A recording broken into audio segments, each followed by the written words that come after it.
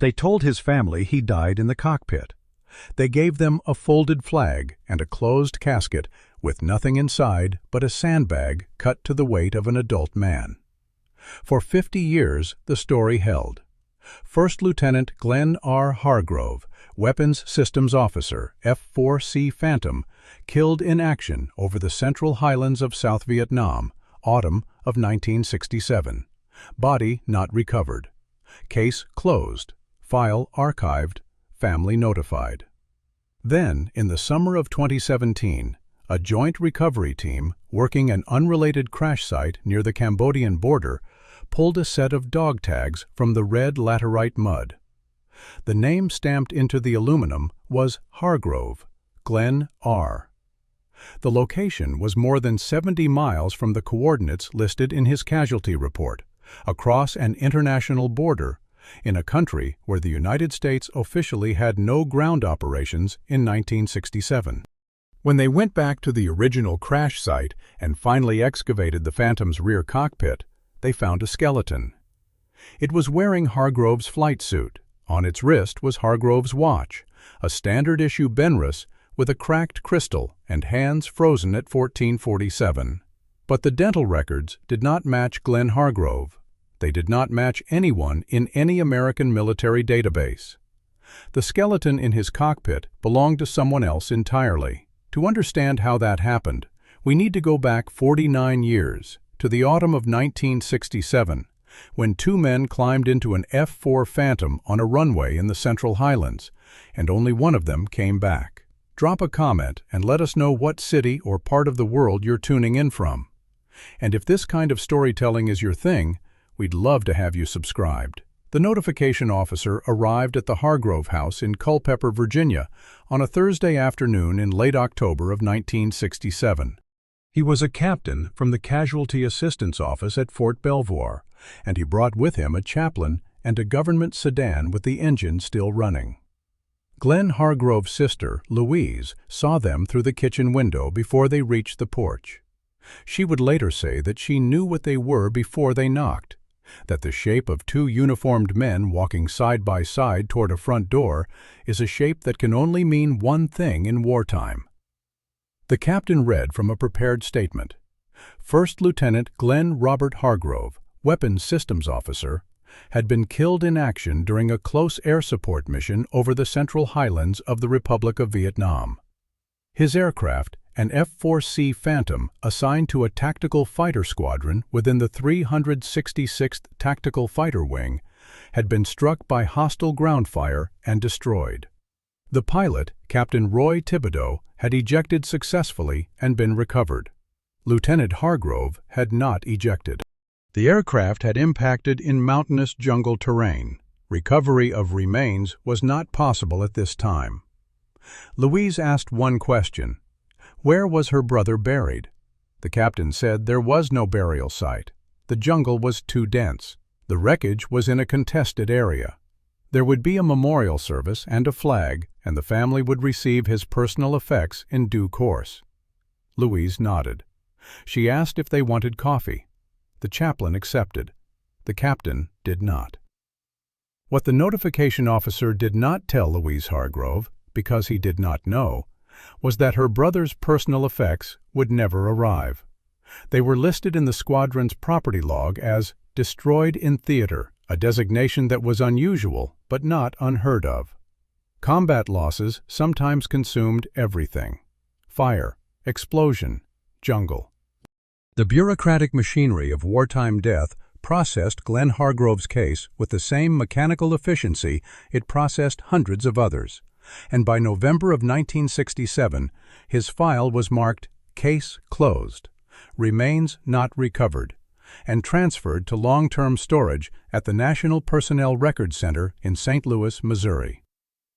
The smell of the house that day was cedar and cold coffee. Louise remembered that. She remembered the sound of the sedan pulling away, gravel under tires, and then nothing. The enormous nothing of a house that has just received the worst news it will ever receive. She sat at the kitchen table and opened the small box of items the notification officer had left. A copy of the casualty report, a memorial certificate, and a photograph of Glenn in his flight suit standing in front of a Phantom on the flight line at Phuket. He was squinting against the sun. On his left wrist, catching the light, was their father's Benrus watch, a mechanical piece from the Korean War era that Glenn had taken to Vietnam with him after their father died in '65. He had written to Louise about fitting it with a military nylon band so it would survive the heat and the humidity. The casualty report was 3 pages. Louise read it twice. The second time, she noticed something she did not understand, though it would take 50 years for anyone to explain it. The report listed the rescue helicopter's pickup time for Captain Thibodeau as 15:12. The crash was recorded as having occurred at 11:22. That was a gap of nearly 4 hours. For a pilot down in hostile territory, 4 hours was not a rescue. It was a lifetime. In 1967, the average extraction time for a downed aircrew in the Central Highlands was under 90 minutes. Thibodeau had been on the ground for almost 4 hours before anyone picked him up. Or he had been somewhere else. Louise put the report back in the box. She folded the flag they gave her and placed it on the mantel next to the photograph. The Benrus watch in the picture caught the light in a way that made it look like it was still ticking. She would not learn until she was 79 years old that the watch had stopped at 14:47 and that it had been found on the wrist of a man who was not her brother. Mission Briefing Extract. Operation Iron Compass. Classification /declassified in Part 2012. Tasking Unit. Tactical Fighter Squadron /366th TFW. Aircraft. F-4C Tail 63-7618. Crew. Pilot. Captain Thibodeau, Roy A/WSO. First Lieutenant Hargrove, Glenn R. Target Area. Grid Reference, Central Highlands, 2nd Corps. Mission Type. Close Air Support / Ordnance. Takeoff. Note: partial declassification only. Full mission tasking order remains classified under Executive Order. The flight line at Phuket Air Base smelled the way every flight line in Southeast Asia smelled in the autumn of '67. JP4 jet fuel, hydraulic fluid, and red laterite dust that coated everything: aircraft, equipment, skin, teeth. The ground crews called it the blood mud because after a rain it turned the color of raw meat and stuck to boots like clay. By mid-morning, it had dried into a fine grit that worked its way into instrument panels, flight suit zippers, and the corners of every man's eyes. Captain Roy Thibodeau stood under the wing of Phantom 63-7618 and ran his hand along the leading edge. The metal was already warm in the morning sun, almost hot to the touch, and slick with a film of moisture from the humidity that sat over the highlands like a wool blanket. Thibodeau was 28 years old, a wiry Cajun from Thibodaux, Louisiana. Same name as the town, a coincidence that had followed him through every duty station like a bad joke. He was a short-timer, 63 days left on his tour. He had a wife named Marianne and a house with a screened porch on Bayou Lafourche, and he wanted to go home. He wanted to go home the way a man under water wants air. It was the only thing that mattered. Glenn Hargrove arrived at the aircraft carrying his helmet bag and a thermos of coffee he had brewed over a sterno can in the hooch, because the mess hall coffee tasted like motor oil filtered through a sock.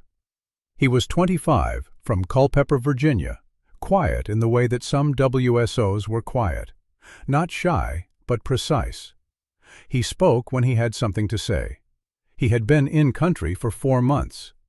On his left wrist was a Benrus mechanical watch with a faded olive nylon band, and he had a habit of checking it before every flight, winding it 3 clicks and tapping the crystal twice with his index finger.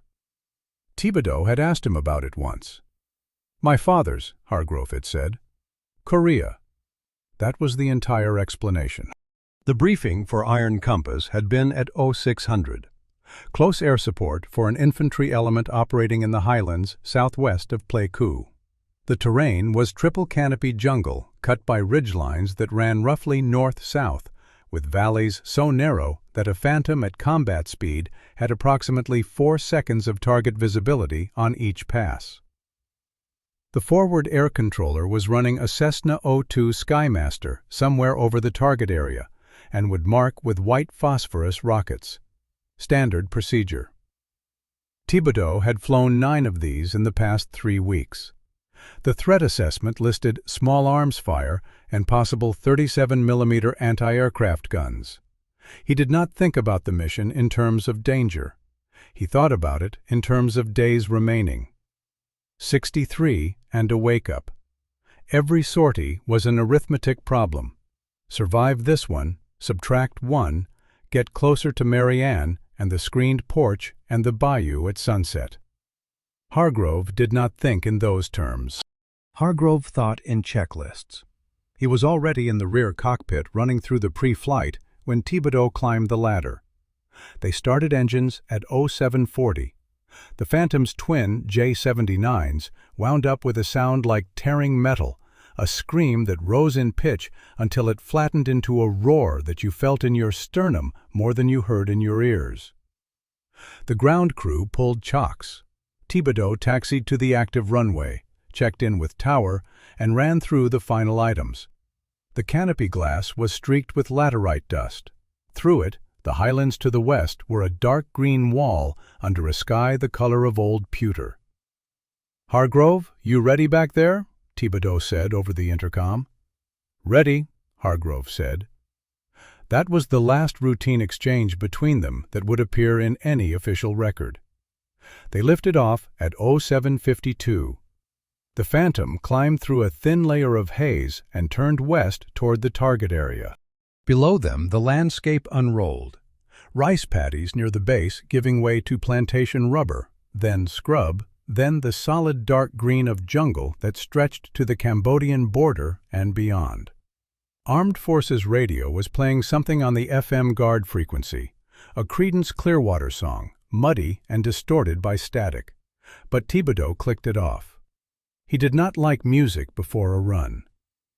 The flight to the target area took approximately 20 minutes. The forward air controller made contact on the tactical frequency and began talking them onto the target. Thibodeau could see the O2 below and to the left, a tiny silver cross moving against the green. The FAC's voice was calm. He described the target as a suspected staging area along a ridgeline, troops in the open, requesting immediate suppression. Thibodeau rolled in on the first pass at 11:08. He released ordnance, pulled hard, felt the Phantom shudder as the wings bit into the humid air. Hargrove called off the delivery and began setting up for a second run. The FAC said, "Good hits." Thibodeau brought the aircraft around. On the second pass, at 11:22, something hit them. Thibodeau felt it before he heard it. A lurch, then a bang that came up through the airframe like a hammer blow against the belly of the aircraft. The master caution light came on, then the fire warning light. Then the hydraulic pressure gauges unwound to 0. What followed took less than 90 seconds. The Phantom began to yaw left. The flight controls went mushy, then dead. Smoke, acrid, chemical, nothing like wood smoke, began filling both cockpits. Thibodeau transmitted Mayday on the tactical frequency and pulled the ejection handle. He went out clean. The canopy blew, the seat fired, and he was in the air, the parachute deploying above him. He descended through smoke and heat haze and landed in elephant grass on a hillside perhaps half a mile from the impact point. He could see the column of black smoke where the Phantom had hit the jungle. He did not see a second parachute. The official record states that Hargrove did not eject. The rear ejection seat was found in the wreckage during a limited access survey conducted 3 days later by a ground team. The rear canopy had not separated. The seat had not fired. The assumption was that Hargrove had been killed or incapacitated by the initial hit and was unable to initiate ejection. That was the story for 50 years. But the rescue helicopter that picked up Thibodeau did not arrive until 1512, nearly 4 hours after the crash. And the pickup coordinates listed in the helicopter crew's after-action report placed Thibodeau not half a mile from the wreckage, but 11 miles to the southwest, in a valley that was closer to the Cambodian border than to the crash site. The after-action report had an entire page, page 3 of 4, redacted with a thick black bar and the notation "Classified, Sources and Methods." Nobody asked about page 3 for 49 years. In the summer of 2017, a recovery team from the Joint POW/MIA Accounting Command, the organization that had replaced JPAC in 2015, but that everyone still called JPAC out of habit, was working a crash site in Ratanakiri Province, Cambodia. The site was not related to Glenn Hargrove. It was an Army UH-1 Huey that had gone down during a cross-border operation in 1970, and the team had been excavating there for 3 weeks, pulling fragments of aluminum and plexiglass from the orange soil with dental picks and soft brushes. The work was slow, hot, and meticulous. The Cambodian jungle in summer is a steam bath, 100 degrees by 9 in the morning, humidity that soaks through clothing in minutes, and insects that operate in organized battalions. On the 19th day, a Cambodian national working as a local excavation assistant found something in a drainage gully approximately 40 meters from the primary excavation grid. It was not part of the Huey. It was a set of aluminum dog tags, corroded but legible, threaded on a bead chain that had turned green with verdigris. The stamping read, Hargrove Glenn R., followed by a service number, blood type O positive, and the designation No Pref for religious preference.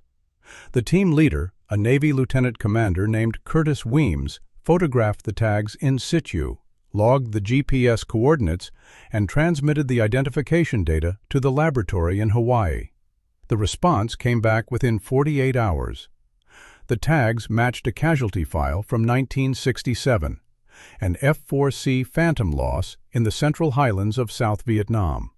First Lieutenant Glenn R. Hargrove, Weapons Systems Officer, killed in action, remains not recovered. Case closed. But the GPS coordinates of the discovery were in Cambodia, more than 70 miles from the crash site listed in Hargrove's file.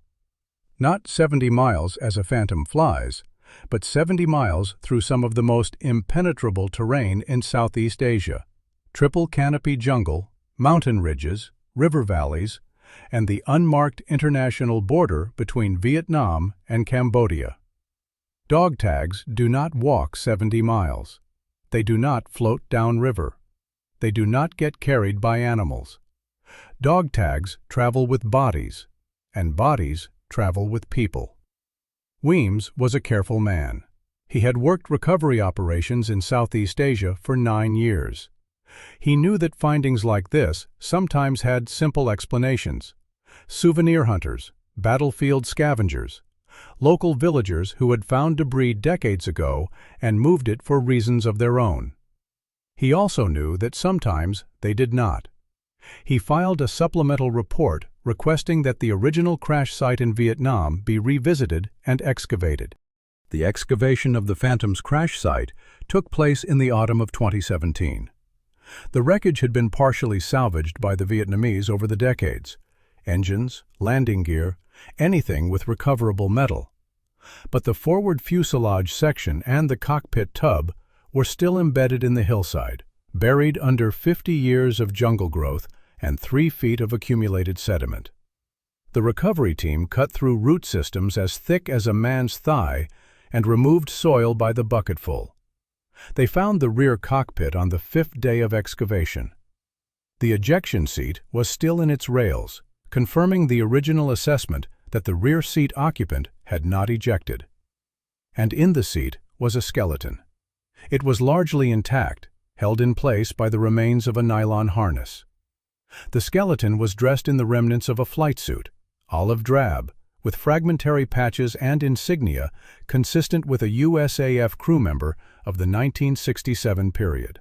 On the left wrist, secured by a corroded nylon watch band, was a Benrus mechanical wristwatch.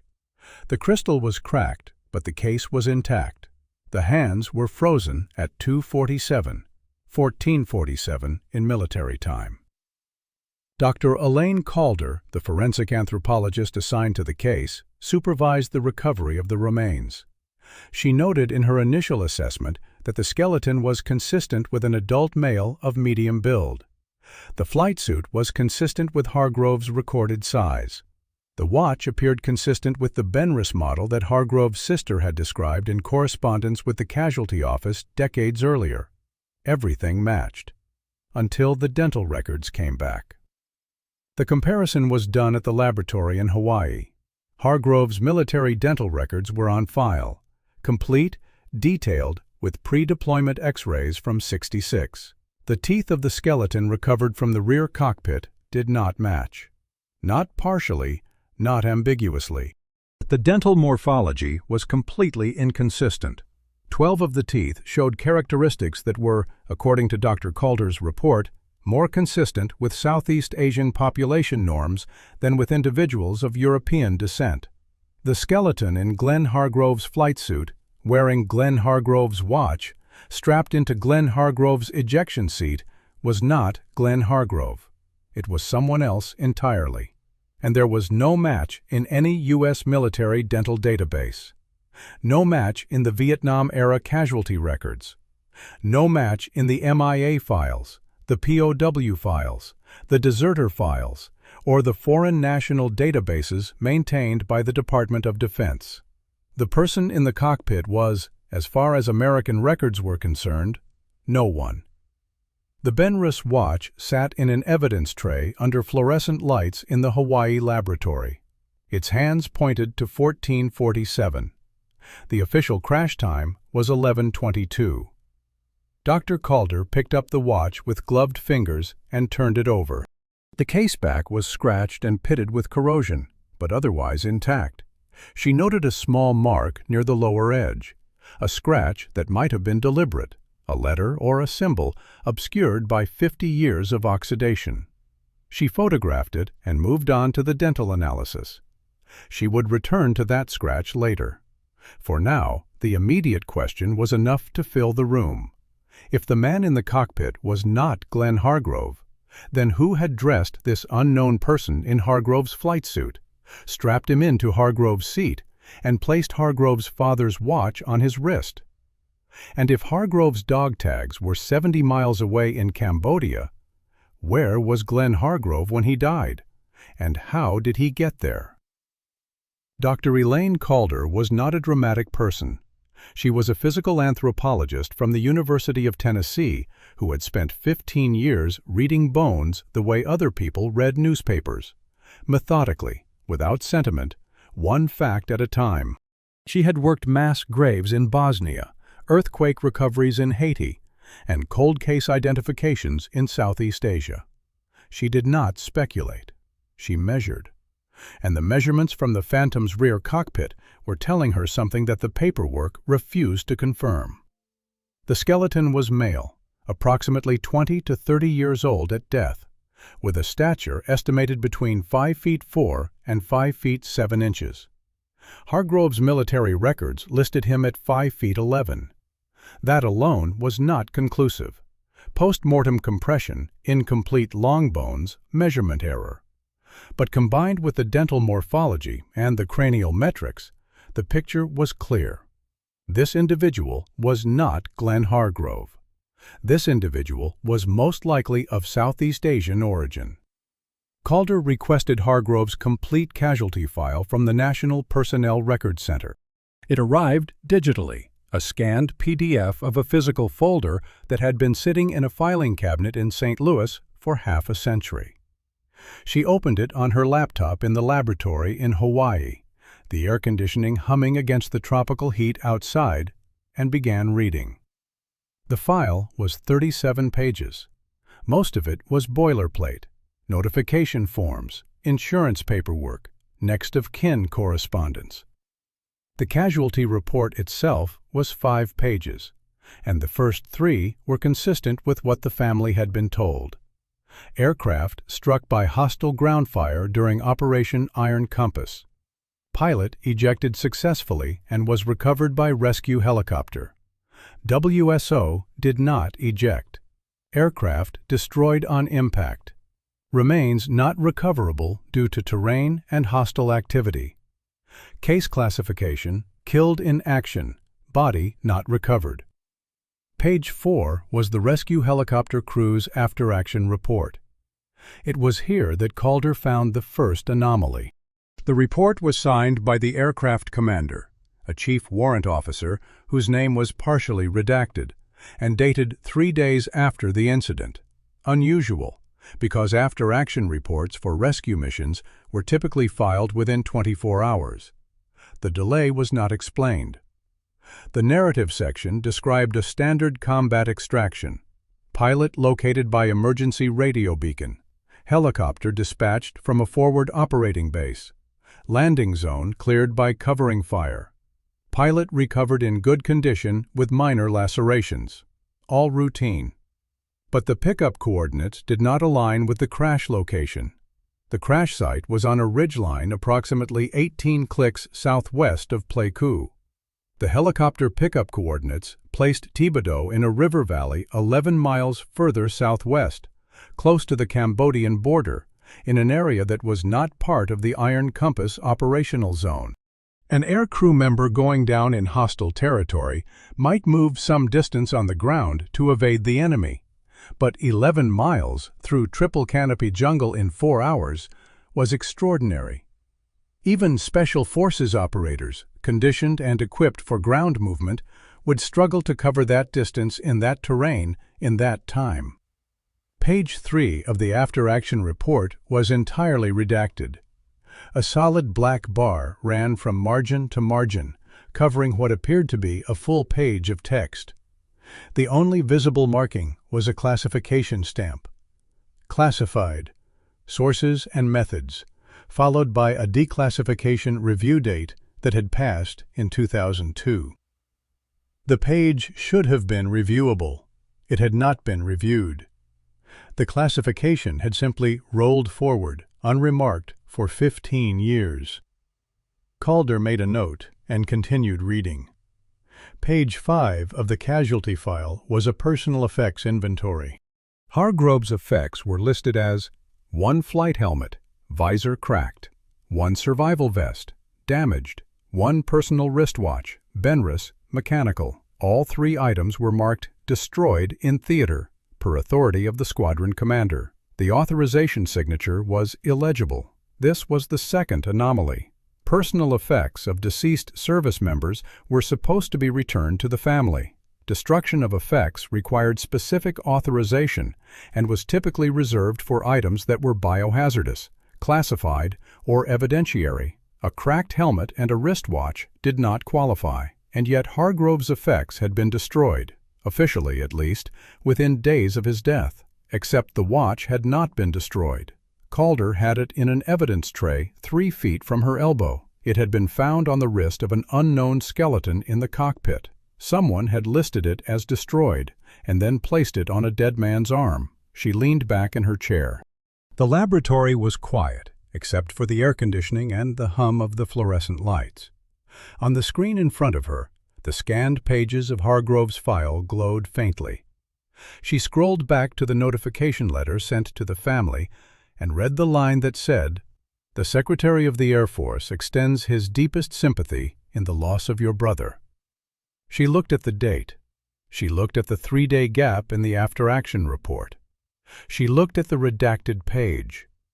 Calder was not given to speculation, but she was given to pattern recognition, and the pattern forming in front of her was one she had seen before in other cold cases from Vietnam. Cases where the official record was not exactly false, but was arranged in a way that made a particular story inevitable and any other story impossible. The file did not lie. It simply left out everything that mattered. She opened a new document on her laptop and began a list of questions. The first question was, why was Roy Thibodeau 11 miles from the crash site when the helicopter picked him up? The second was, who authorized the destruction of Hargrove's personal effects, and why? The third was, who was the man in the cockpit? She saved the file and closed her laptop. Through the laboratory window, the sun was going down over Pearl Harbor. She could smell the ocean and the faint chemical sweetness of the laboratory's preservation solutions. On the evidence tray, the Benrus watch lay face up, hands at 14:47. She picked it up again and examined the scratch on the caseback under a magnifying lens. It was not random corrosion. It was a letter, hand-incised with a sharp point, almost certainly deliberate. The letter was either a capital T or a crude cross. It was impossible to tell which. She put the watch down and made a phone call to a retired Army criminal investigations officer named Dale Murchison, who had been consulting on recovery cases for a decade. She told him she had a problem. Murchison asked what kind. Calder said the kind where a file tells you one story and the evidence tells you another. Murchison said he would be on a flight to Hawaii in the morning. Dale Murchison had the kind of face that looked like it had been assembled from spare parts.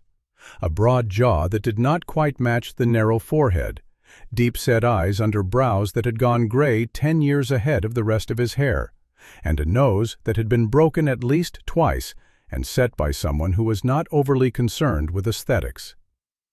He was 64 years old, retired from Army CID after 26 years, and he now spent his time doing two things: fishing for redfish in the Gulf of Mexico and consulting on unresolved casualty cases from Vietnam.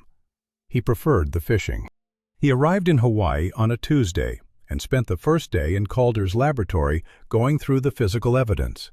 The skeleton from the cockpit, the flight suit fragments, the dog tags recovered in Cambodia, the Benrus watch. He handled each item with the careful indifference of a man who had spent decades touching things that had once belonged to dead people. No reverence, no disgust, just attention. The second day he went through the file. He read it the way he read all case files, once quickly for the narrative and once slowly, backward, starting from the last page. Reading backward broke the story the file was trying to tell and forced him to see each document as a standalone artifact. The notification letter, the effects inventory, the after-action report with its redacted page, the casualty report with its neat, unremarkable language. He stopped at the effects inventory. Calder had flagged the anomaly. Effects listed as destroyed, but the watch found on the skeleton. Murchison saw something else. The inventory listed 3 items: a flight helmet, a survival vest, and a wristwatch. That was all. No dog tags. Dog tags were the most basic item of personal identification carried by every service member in a combat zone, worn on a bead chain around the neck, and they were always listed on a personal effects inventory, whether recovered or not. If recovered, they were returned to the family or retained in the file. If not recovered, the inventory noted tags not recovered. Hargrove's inventory did neither. It simply did not mention dog tags at all, as if no one had thought about them, or as if someone had decided not to. Murchison set the file down and went for a walk around the laboratory complex. The midday heat was ferocious, the kind of wet tropical heat that makes concrete sidewalks steam. He bought a can of coffee from a vending machine and stood in the shade of a banyan tree and thought about dog tags. When he came back, he asked Calder to pull the broader intelligence files for the Central Highlands during the period of the crash. Specifically, anything referencing operations near the Cambodian border in the autumn of '67. This was a large request. The declassification pipeline for Vietnam-era intelligence had been grinding forward for decades, releasing material in batches that were often poorly indexed and inconsistently redacted. Calder submitted the request through the Defense Intelligence Agency's Historical Review Office. The response took 3 weeks. When it arrived, it was a collection of 16 documents, most of them routine operational summaries and intelligence assessments. 14 of them had nothing to do with the Hargrove case. The 15th was a weather report. The 16th was a 2-page intelligence summary from early 1968, classified secret at the time of creation and partially declassified in 2009. It was titled Operational Assessment, Jade Basin Sector. Murchison read the first paragraph and stopped. The summary referenced a personnel recovery failure in the Jade Basin sector during the late autumn of 1967. It did not name individuals. It did not specify a unit. The language was the peculiar dialect of intelligence reporting, passive voice, euphemism, abstraction. But the meaning was plain enough. An operation involving personnel movement into the Jade Basin sector had failed. Personnel had been lost. The failure was attributed to compromise of the operational timeline due to unspecified enemy action. Jade Basin. Murchison pulled a map. Jade Basin was not a formal military designation. It was a geographic reference used in intelligence documents for a region of northeastern Cambodia, specifically the area where the Sason and Srepak rivers converged before flowing into the Mekong. In 1967, this area was part of the Ho Chi Minh Trail Network and was officially neutral Cambodian territory. The United States conducted no acknowledged ground operations there until the incursion of 1970. Officially, no American military personnel were in the Jade Basin sector in the autumn of '67. The intelligence summary said otherwise, and the location was consistent with the area where Hargrove's dog tags had been found 50 years later. Murchison read the second page. Most of it was redacted. Heavy black bars covering what appeared to be operational details, unit designations, and names. But one line near the bottom survived declassification. Cross-reference, iron compass, see separate file, restricted distribution. Iron compass. The operation that Glenn Hargrove and Roy Thibodeau had been flying when their Phantom was shot down. Murchison set the document down. He took a sip of cold coffee and stared at the wall. The air conditioning in the office was set too high, and the room had the chilly, antiseptic feel of a hospital. He could hear someone in the next room opening a filing cabinet. He pulled Hargrove's casualty file again and turned to the mission briefing extract. Mission type, close air support. But there was a second line, half covered by a redaction bar. He held the printout at an angle under the desk lamp. Behind the black bar, very faintly, he could make out the shape of a slash and additional text. The redaction had not been thorough enough. The mission type line appeared to read, Close Air Support / something. A dual-purpose mission. Close Air Support was the cover. Something else was the real tasking. That night, Murchison called an old colleague at the National Archives and asked him to pull the service records for every member of the squadron that Hargrove and Thibodeau had been assigned to during the autumn of '67. The records arrived 4 days later. Murchison spread them on a table in Calder's laboratory and went through them one by one. 3 men from the same squadron, not pilots, not aircrew, but ground personnel, had died within 6 months of the Phantom shootdown. 1 in a vehicle accident in January of '68. 1 of an apparent cardiac event in March. 1 in a helicopter crash in May. All 3 deaths were listed as non-hostile. All 3 men had closed casket funerals. None of the 3 death certificates had been countersigned by a medical examiner. They had been signed by a flight surgeon whose name appeared nowhere else in the squadron's records. Murchison laid the 3 files side by side. The coincidence was troubling. 3 deaths in 6 months within a single squadron, all non-hostile, all closed casket, all certified by a phantom physician. It proved nothing. In a combat zone, accidents were common, medical records were sloppy, and correlation was not causation. But Murchison had spent 26 years in criminal investigations, and one thing that experience had given him was a fine-tuned sensitivity to the sound of a story that was trying too hard to be ordinary. He picked up the Jade Basin summary and read the cross-reference line again. Iron compass. See separate file, restricted distribution. The separate file did not appear in any index or catalog that Murchison or Calder could access. It had either been destroyed, reclassified, or transferred to an archive that required clearances neither of them held. Whatever Iron Compass had really been, someone had taken considerable care to ensure that the full story remained in a room that most people could not enter. Murchison looked at the 3 death files again. Vehicle accident, cardiac event, helicopter crash. All neat, all tidy, all final.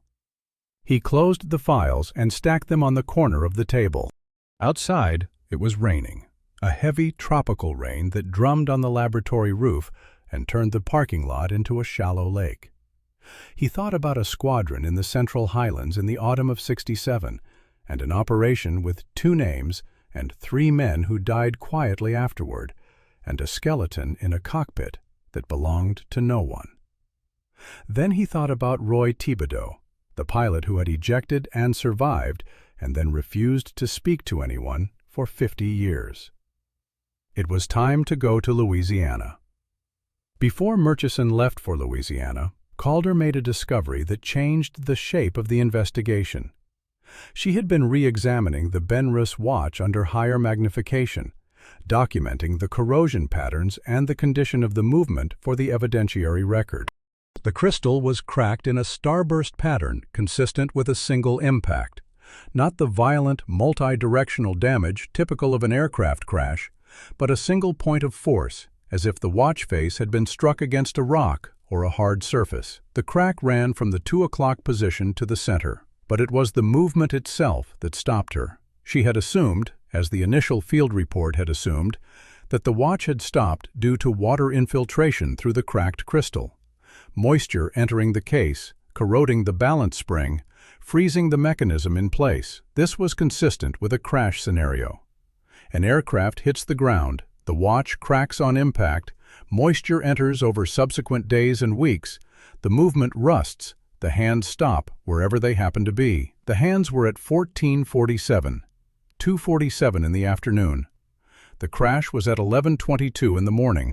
Under the crash damage theory, this meant nothing. The watch could have continued running for hours after a crack before moisture finally stopped the movement. Random timing.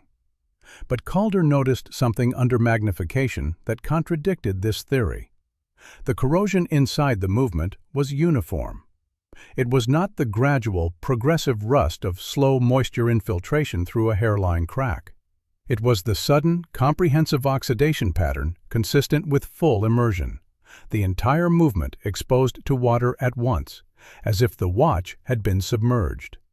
And the crystal, though cracked, still retained its gasket seal around the bezel. Water had not entered through the crack. It had entered through the caseback, which showed faint tool marks around the seal, marks consistent with the back having been removed and improperly reseated. Someone had opened the watch, and at some point after it was opened, the movement had been exposed to water, river water, rain, mud, and stopped. If the watch had been opened and then stopped due to water exposure, it had not stopped because of the crash. It had stopped because of something else, something that happened later. And if it stopped at 14:47, then whatever that something was had happened at 14:47, 3 hours and 25 minutes after the Phantom hit the jungle. This was not instrument damage. This was a timestamp. Calder sat back and considered the implications. The watch was found on the wrist of a skeleton that was not Hargrove. Hargrove's effects inventory listed the watch as destroyed. But the watch existed, on the wrong body, with a time that did not match the crash and evidence that someone had physically opened the case. Someone had taken Glenn Hargrove's watch, the one his sister had seen him wearing in photographs, the one he had inherited from his father, and placed it on the wrist of another man after the crash, and after 2:47 in the afternoon on the day of the crash, or some day after it. This was not a records error. This was not confusion in the chaos of combat. This was staging.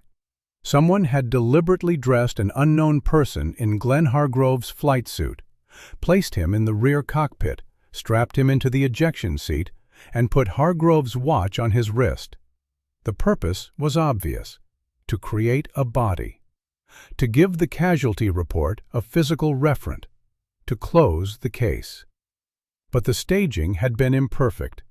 The watch had been opened, perhaps to set it, perhaps to inscribe something on the case back, perhaps for a reason no one would ever know, and in the process the movement had been compromised. Whoever placed the watch on the unknown man's wrist did not realize that the time on the dial was now evidence. 14:47 was the moment the deception was assembled. Calder documented everything. She photographed the tool marks on the case back. She photographed the corrosion patterns under the magnifying lens. She wrote a supplemental report and attached it to the case file. Then she called Murchison, who was packing for Louisiana. She told him about the watch. There was silence on the line for a long time. Then Murchison said, 14:47 is about 40 minutes after a helicopter dropped Thibodeau at the forward operating base. The rescue was logged at 15:12, but the debrief paperwork has him arriving at the FOB at approximately 1400. He would have had time. Calder asked, time for what? Murchison said, that depends on what you think happened between 11:22 and 15:12. Because what I think happened is that the crash was real, but the rescue was not a rescue. I think something else happened in those 4 hours, and I think the watch is the clock for whatever that something was. He paused. Then he said, I need to talk to Thibodeau. He is the only living person who was there. Calder said she had one more thing, the scratch on the case back. Under higher magnification and with enhanced imaging, she had resolved the letter. It was not a T and it was not a cross. It was a V, a single capital V, hand cut into the metal with a sharp point, a knife tip, a nail, a piece of wire.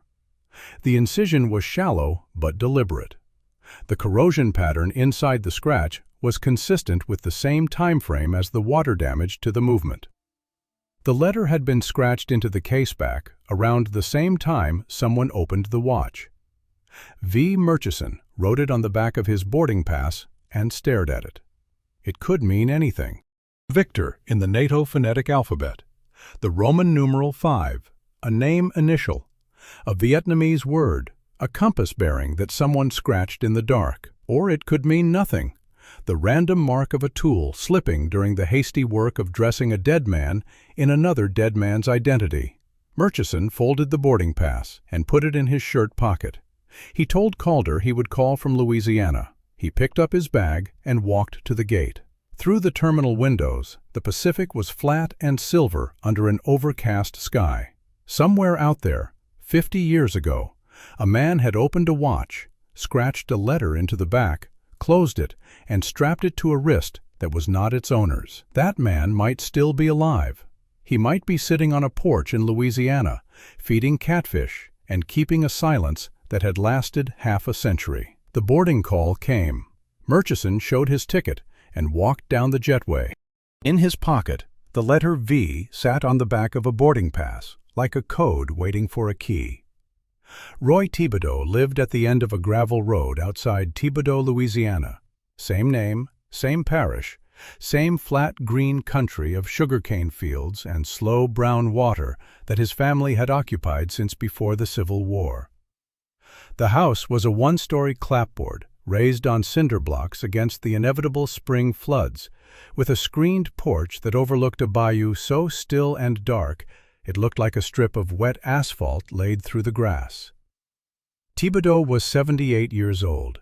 He had been retired from commercial aviation for 15 years, having flown for a regional carrier after leaving the Air Force in '71. He had never married again.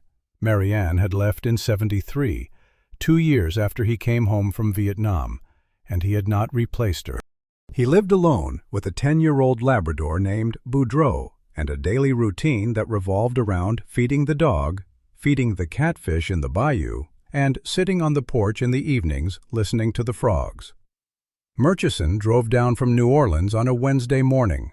The air was thick and warm for October, heavy with the smell of cut sugar cane and the brackish edge of tidal water somewhere nearby. He found the house without difficulty. The mailbox still said Thibodeau in hand-painted letters, though the paint was peeling and the post leaned at an angle that suggested termite damage. He parked in the gravel drive and sat in the car for a moment, looking at the house. He had called ahead, not to Thibodeau directly, the man had no listed phone number, but to the Lafourche Parish Veterans Service Coordinator, who had confirmed that, yes, Roy Thibodeau was alive and living at the same address he had occupied since 1980.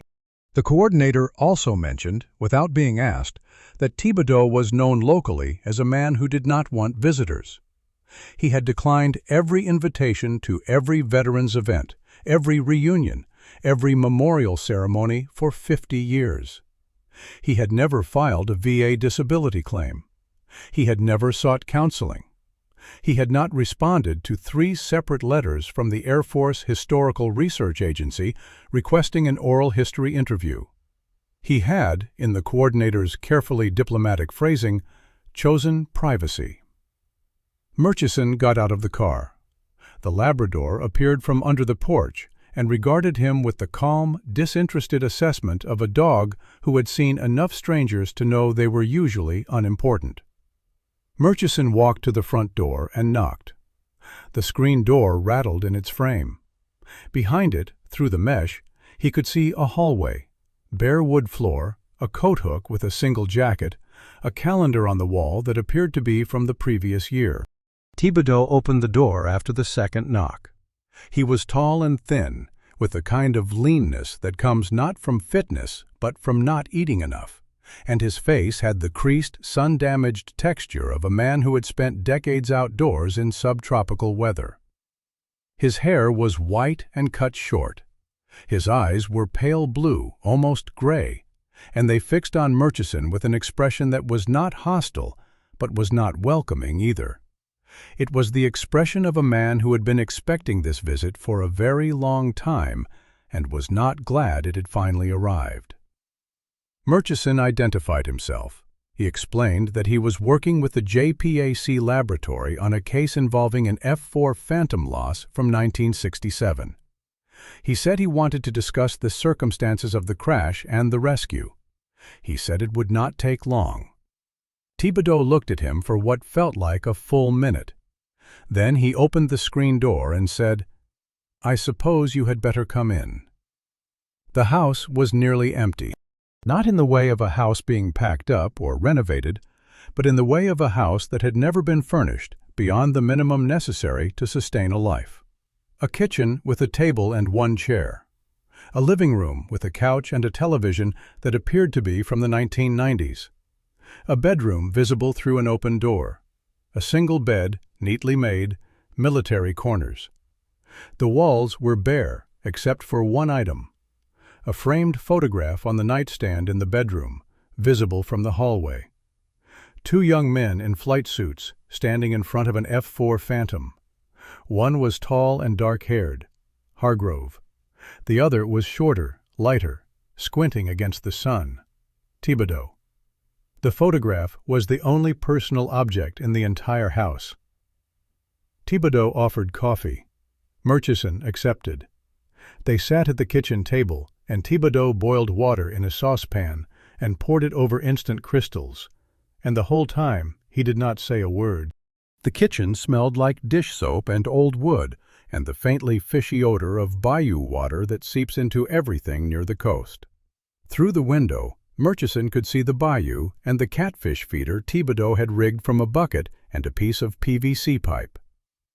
Murchison started slowly. He described the recovery operation, the dog tags found in Cambodia, the skeleton in the cockpit that did not match Hargrove. He watched Thibodeau's face as he spoke. The old man listened without expression, holding his coffee cup in both hands, looking at a point somewhere over Murchison's left shoulder. When Murchison mentioned the dental non-match, Thibodeau's eyes moved. Not much. A fractional shift, like a compass needle adjusting to a new bearing. He looked down at his coffee. When Murchison mentioned the Benrus watch and the time it had stopped, Thibodeau's hands stopped moving. They had been turning the coffee cup slowly on the table, a small, unconscious rotation, and they stopped. The cup sat still between his palms. He did not look up. Murchison waited. The silence in the kitchen was the loudest silence he had ever heard. Not empty, but full, pressurized, like the air inside a sealed container. The Labrador wandered in from the porch and lay down under the table with a sigh. "You know what I am going to ask," Murchison said. Thibodeau did not move. Then he said, very quietly, "I have been waiting for someone to ask for 50 years." But he did not answer the question. Instead, he stood up, rinsed his coffee cup in the sink, and told Murchison that he would need to speak to his attorney before saying anything further. He was polite. He was firm. He walked Murchison to the door and held the screen open for him and stood on the porch while Murchison walked back to his car. Murchison paused at the car door. He turned back. Thibodeau was standing with his hands at his sides, framed by the screen and the clapboard and the bayou behind him, and he looked like a man standing at the edge of something he had been backing away from for half a century. "Mr. Thibodeau," Murchison said, "was Glenn Hargrove alive when you left the crash site?" Thibodeau looked at him. His mouth opened slightly and then closed. He went back inside. The screen door banged shut behind him. The Labrador stayed on the porch, watching Murchison with an expression of mild canine sympathy. Murchison drove back to New Orleans. The sugarcane fields slid past in the late afternoon light, and the sky was the color of a bruise, purple and yellow at the edges. He turned on the radio and then turned it off. He thought about the photograph on the nightstand, 2 young men in front of a phantom, one of whom had kept the picture for 50 years in a house that contained almost nothing else. He thought about the moment Thibodeau's hands had stopped turning the coffee cup. 2 weeks later, a letter arrived at the JPAC laboratory in Hawaii. It was from an attorney in Houma, Louisiana, and it was written on behalf of his client, Roy A. Thibodeau. The letter was 1 page. The substance was a single statement, presented without context, elaboration, or willingness to provide further testimony. The statement consisted of 8 words. There were 2 missions that day, not 1. Murchison read the statement 3 times. 8 words. No subject, no predicate beyond the bare verb, no details. A sentence designed to say as little as possible while still saying something. It was the statement of a man who had decided to crack a door exactly 1 inch and then nail it shut. There were 2 missions that day, not 1. Murchison sat in Calder's office in Hawaii with the letter on the desk between them. Outside, it was December, and the trade winds were blowing hard enough to rattle the jalousie windows. The laboratory complex was quiet. Most of the staff had left for the day. The fluorescent lights buzzed overhead. "What does this mean?" Calder said. It was not really a question. She knew what it meant. They both did. The mission briefing extract had listed the tasking as close air support / The intelligence summary had referenced a personnel recovery failure in the Jade Basin sector. The rescue report had placed Thibodeau 11 miles from the crash site, near the Cambodian border, picked up 4 hours after the shootdown. The pieces had been lying on the table for weeks. Thibodeau had just given them the frame. The first mission was Iron Compass, the legitimate close air support sortie, the one on the books, the one the squadron knew about. Two-ship flight of Phantoms, working with a forward air controller, dropping ordnance on a target in the Central Highlands. Routine, documented, real. The second mission was the reason for the redacted page and the classified cross-reference and the missing effects and the skeleton that belonged to no one. Murchison spent the next 3 weeks reconstructing what the second mission might have been. He did not have access to classified archives, but he had something nearly as useful: institutional memory. He made phone calls. He spoke to retired intelligence officers, former special operations personnel, aviation historians, and 2 men who had served in units that operated along the Cambodian border during '67 and '68. None of them would go on record. All of them said the same thing. It happened. Not this specific case. They did not know the details, but the practice. Dual-purpose missions. Aircraft tasked with one official mission and a second covert mission that used the first as cover. The mechanism was straightforward. A tactical aircraft assigned to a legitimate combat sortie would, after completing its primary mission, or in the course of executing it, divert to a secondary objective. The secondary objective might be reconnaissance, might be a supply drop, might be, and this was the critical point, a personnel insertion or extraction. The crew would fly to a predetermined point, usually near the border, and either drop or pick up individuals who were being moved into or out of Cambodia as part of operations that could not be acknowledged. The shoot-down and the subsequent emergency would provide cover for any timeline irregularities or navigational anomalies. If the mission succeeded, no one would ever look at the flight path closely enough to notice. If the mission failed, the cover story, a routine combat loss, would absorb the failure without revealing the covert element. Murchison believed this was what had happened with Phantom 63-7618. The Iron Compass sortie was real. The shoot-down was real. But the shoot-down occurred during or after the execution of a secondary mission, a personnel movement into the Jade Basin sector of Cambodia. And Glenn Hargrove was part of that movement. This was the revelation that changed everything. Hargrove was not a passive victim, a backseater who died when his ejection seat failed. Hargrove was an active participant. He had not ejected because he was not supposed to eject. He was supposed to be on the ground. Murchison reconstructed the probable sequence. The Phantom flies the Iron Compass sortie as briefed. At some point, perhaps before the close air support runs, perhaps during, perhaps after, the aircraft diverts to a secondary location near the Cambodian border. Hargrove exits the aircraft on the ground, in a jungle clearing or a makeshift landing zone, for insertion into Cambodia as part of an intelligence or special operations mission. The Phantom continues the sortie with only the pilot aboard. Then it gets hit.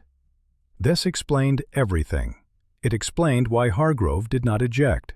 He was not in the aircraft when it was shot down. The rear ejection seat was found in the wreckage undischarged because no one was sitting in it. It explained why Thibodeau was picked up 11 miles from the crash site. He had not walked 11 miles through the jungle. He had put Hargrove on the ground 11 miles from the crash site before the shoot-down, and after ejecting, he made his way toward the pickup point that had already been established for the second mission. It explained the 4-hour gap. Thibodeau was moving on the ground toward a rendezvous that was already planned. It explained the redacted page in the rescue report. That page described the second mission. And it explained why someone had put a body in the cockpit. If Hargrove was on the ground in Cambodia when the Phantom went down, his absence from the wreckage would raise questions. A missing body was a missing body. It invited searches, investigations, family inquiries. But a body in the cockpit closed the file. Someone, and the most likely someone was Thibodeau himself, or someone working with him at the crash site, had found a dead man, dressed him in Hargrove's flight suit, placed him in the rear cockpit, and put Hargrove's watch on his wrist. The staging was intended to be permanent. No one was ever supposed to excavate that wreckage. But someone had made mistakes. The dental records, the wrong time on the watch, the dog tags that should have been on the body but instead ended up 70 miles away in Cambodia with Hargrove. Calder looked at Murchison across the desk. "So Hargrove was alive when the plane crashed," she said. Murchison nodded. He was alive and on the ground in the Jade Basin sector. Whatever he was doing there, whatever his mission was, he did not survive it. His dog tags were found where he died, but his body has never been recovered from that location. Only the tags. She was quiet for a moment. Then she said, "Thibodeau put the body in the cockpit?" Murchison said, "Someone did. And Thibodeau is the only person from that day who is still alive. He would have had access to the wreckage in the hours before the helicopter arrived. He had Hargrove's flight suit. Hargrove would have left it behind when he went to the ground in operational clothing. He had the watch. He had the tools and the time and the motive." He paused, and then he said, "But here is the thing I keep coming back to.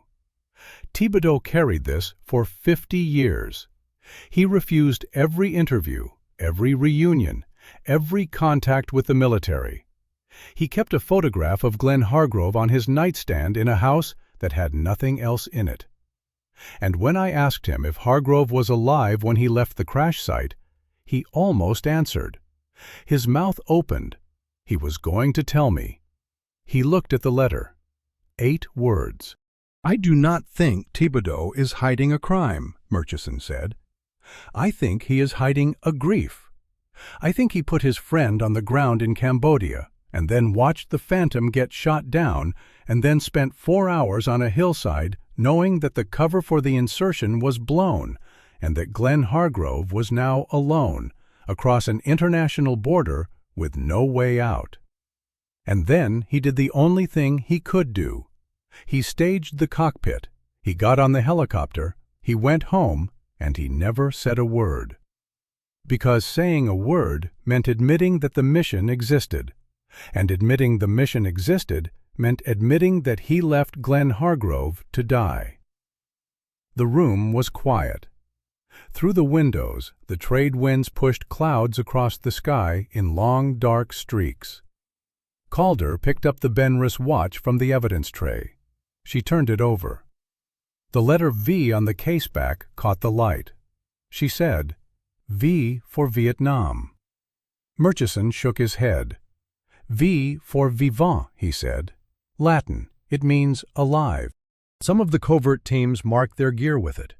It meant the person who carried the item was alive when last accounted for. Hargrove scratched it on the watch before he gave it to Thibodeau.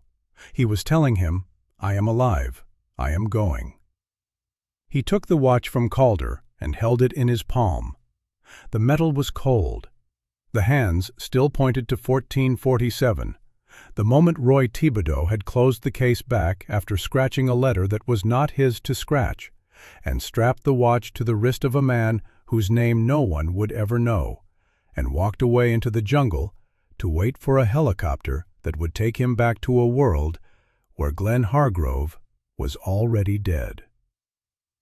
11 months after delivering his 8-word statement, Roy Thibodeau died at his home in Louisiana. The cause was cardiac arrest. He was alone. The Labrador was found sitting on the porch beside the screen door, and the photograph of 2 young men in front of a Phantom was still on the nightstand, and the house was as empty as it had been the day Murchison visited. His attorney released no further documents. There was no second statement. Whatever else Roy Thibodeau knew about the autumn of '67, he carried it into the ground.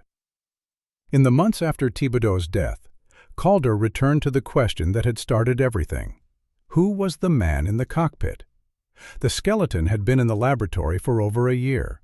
It lay on a stainless steel table in the examination room, arranged in anatomical position: skull, cervical vertebrae, ribs, pelvis, long bones of the legs, each element labeled and photographed and measured with the kind of exhaustive precision that forensic anthropology demands. It was a complete individual. Whoever this person was, they had been placed in the cockpit intact, not as fragments or partial remains. Someone had carried a whole body up a jungle hillside, fitted it into an ejection seat, and strapped it down.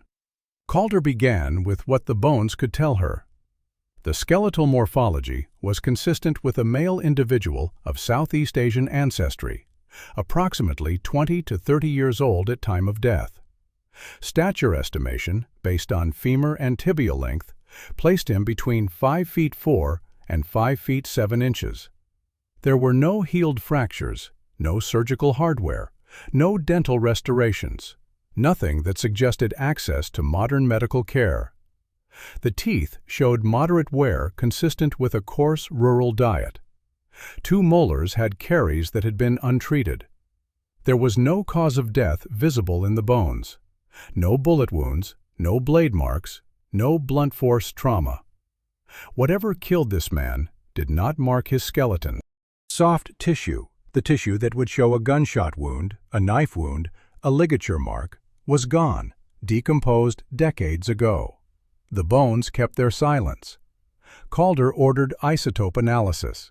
Strontium and oxygen isotope ratios in tooth enamel can indicate the geographic region where an individual grew up, the water they drank, the food they ate, the soil their sustenance grew in. The results came back in February of 2018.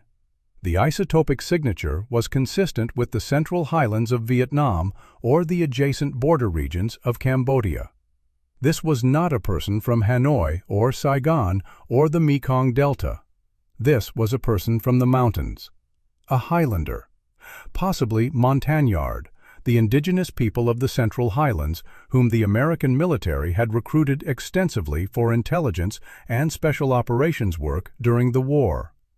The Montagnard connection was significant. Throughout the 1960s, American Special Operations Forces, primarily special forces but also intelligence units under various covers, had organized, trained, and deployed Montagnard fighters as scouts, intelligence gatherers, and cross-border operatives. These men were given American equipment, American rations, sometimes American uniforms. They operated in the gray zone between acknowledged and deniable, and when they died, they were often not recorded in any American database. They were local nationals. Their deaths were their own country's concern, not America's.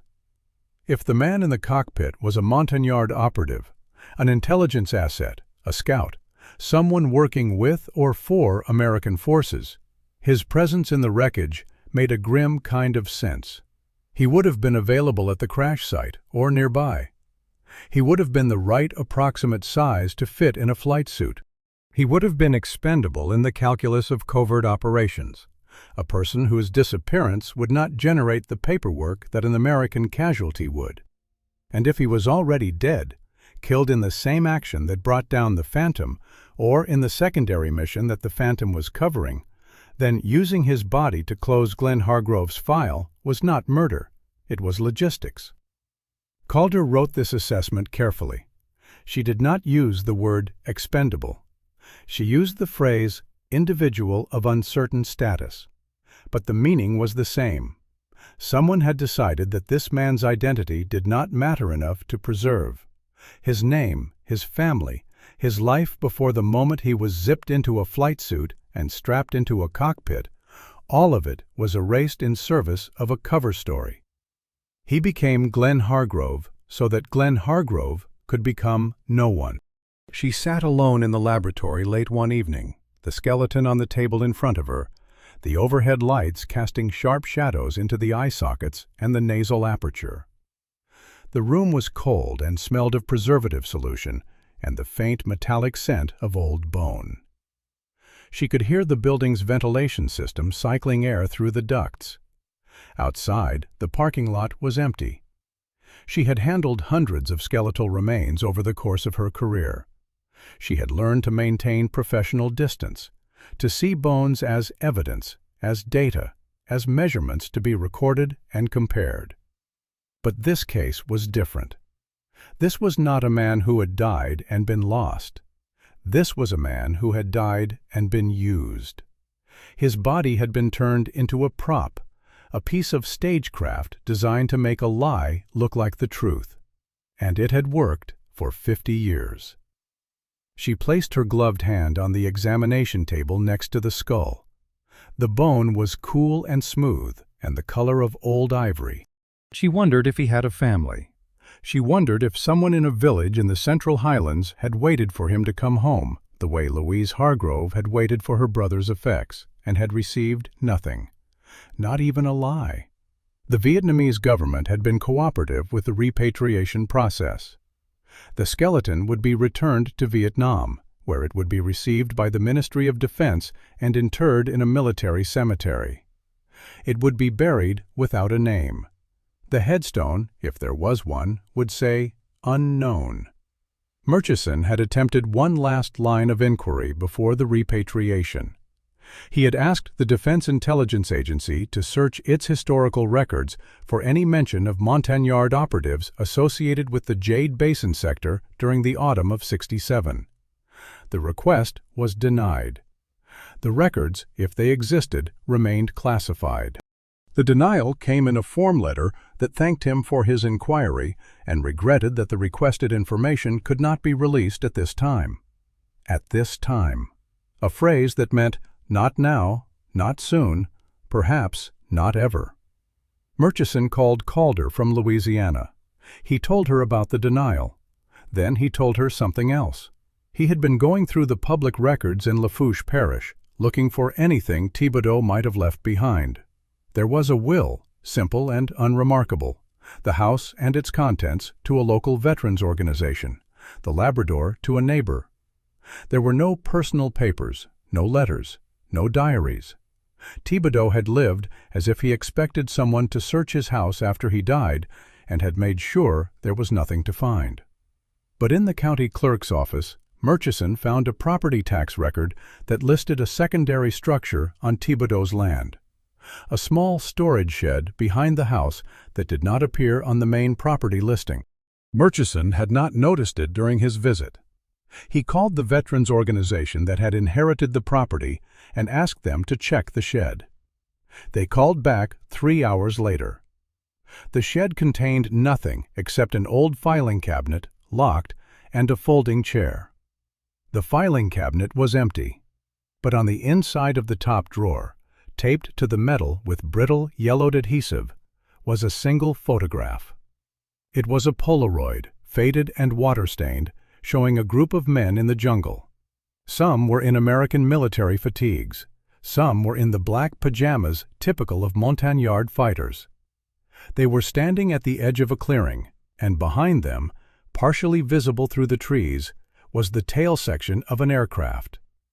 The photograph was undated and unlabeled. Murchison asked them to send it to the laboratory. When it arrived, Calder examined it under magnification. The tail section visible in the photograph was painted in the Southeast Asian camouflage scheme of the mid-1960s, the three-tone brown and green pattern used on USAF tactical aircraft. And on the vertical stabilizer, barely legible through the foliage and the fading of the Polaroid, was a partial tail number. She could make out 3 digits, 618. Phantom 63-7618. The photograph had been taken at the crash site, and the men in the photograph, American and Montagnard, standing together in the jungle hours or days after the crash, were the people who knew what had happened.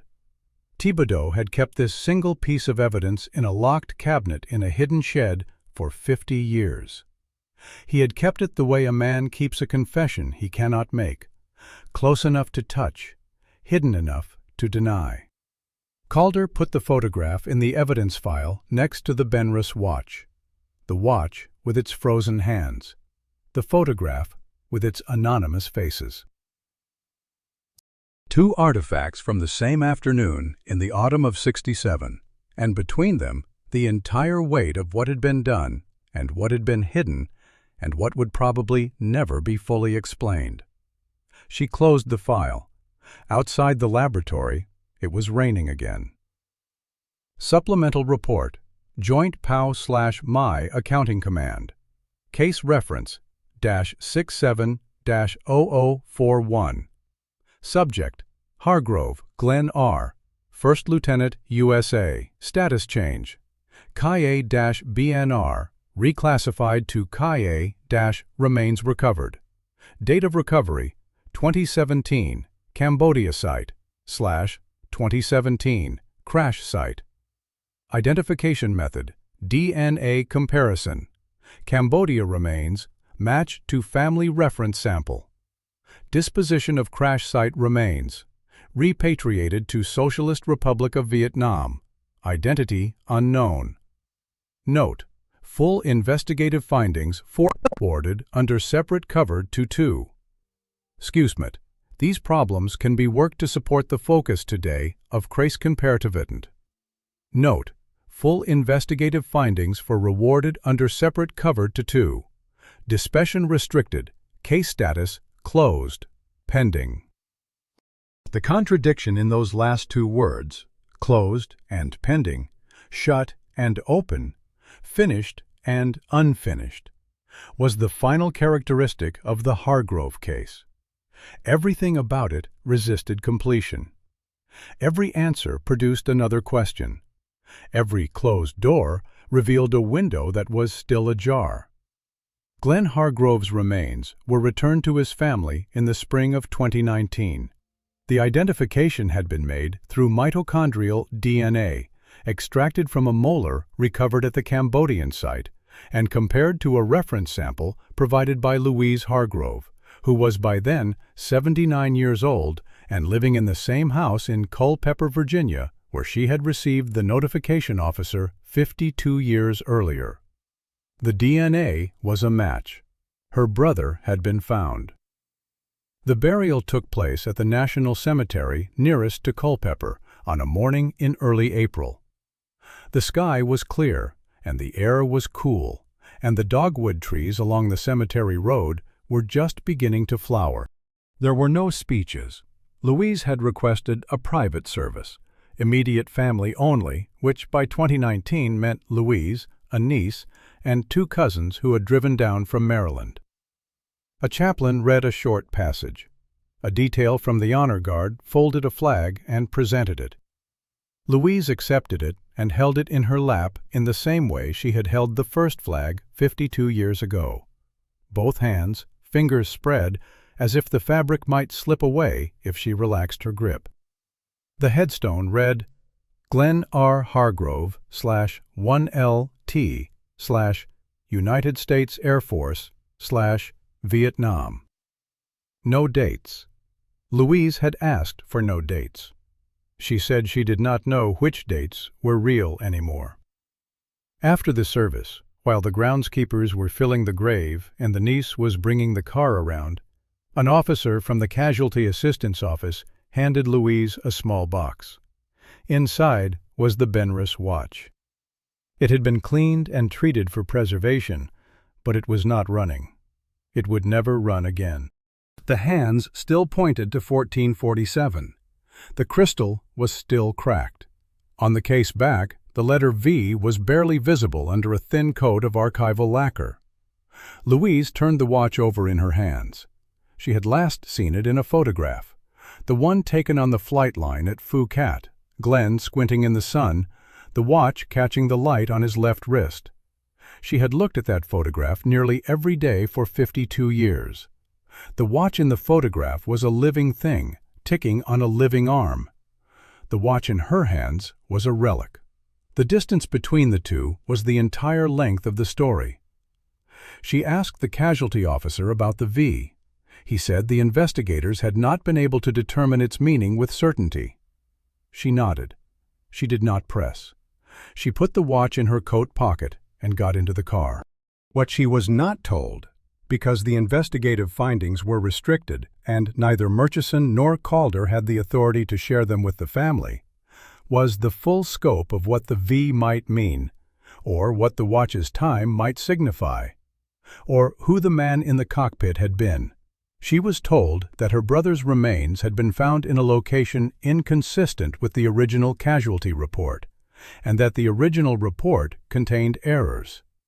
Errors, a word that carried no weight, that implied clerical mistakes and transposed coordinates, not deliberate deception, not a body dressed in her brother's clothing, not a watch taken from a living man and placed on a dead one, not 50 years of institutional silence. Murchison had argued for disclosure. He had written a memorandum to the accounting command recommending that the Hargrove family be informed of the full circumstances of the recovery, including the staged remains at the crash site and the probable connection to a covert operation. The memorandum was acknowledged and filed. No action was taken. The classification of the Jade Basin materials remained in effect. The restricted distribution investigative report remained restricted. The system that had created the lie in 1967 was not capable of undoing it in 2019. It could only reclassify the silence. In Louisiana, Thibodeau's house was sold by the Veterans Organization to a local family who planned to renovate it. The screened porch was torn down. The bayou was still there, flat and dark and slow. The catfish feeder rusted in the yard for a few months before someone hauled it away. The Labrador, Boudreaux, lived with the neighbor for another 2 years before dying of old age. The photograph of the two men in front of the Phantom was not in the house when the organization took possession. It had either been removed by Thibodeau before his death or taken by someone who visited afterward. No one asked about it. No one knew to ask. The Polaroid from the shed, the one showing American and Montagnard fighters at the crash site with the tail of Phantom 63-7618 visible through the trees, was retained in the JPAC Evidence Archive. It was the only photographic evidence that anyone other than Thibodeau had been at the wreckage in the hours after the crash. The faces in the photograph were never identified. The men in American fatigues wore no visible unit patches or rank insignia. The Montagnard fighters carried no identification of any kind. They stood together at the edge of a clearing in the central highlands of Vietnam in the autumn of 1967, and they looked at the camera with the flat, unsurprised expressions of men who knew they would never be named. Calder published a summary of her forensic findings in a professional journal in 2020. The article described the recovery and identification of remains in a case of misattributed identity at a Vietnam-era crash site.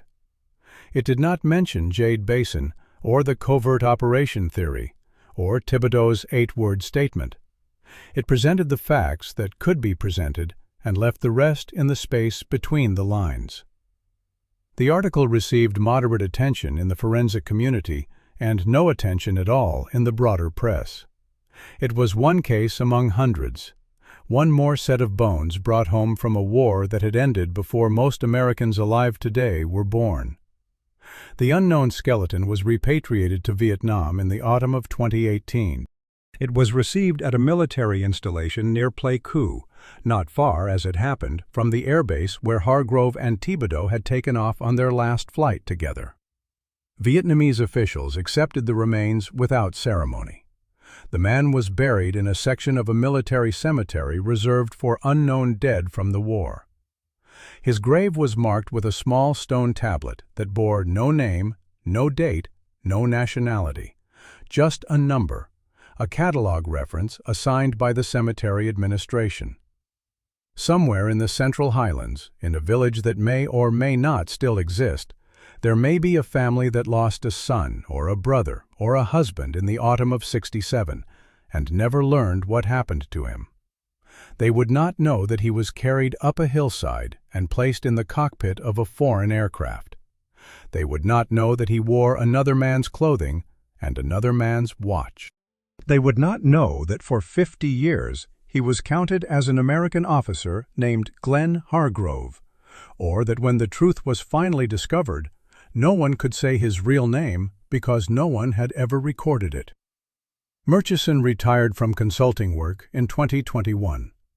His last act on the Hargrove case was to write a personal letter to Louise, not as an investigator, but as a private citizen, telling her that her brother had most likely been alive when the Phantom crashed, and that the circumstances of his death, while not fully understood, indicated that he had been engaged in service that went beyond his recorded duties. He did not explain further.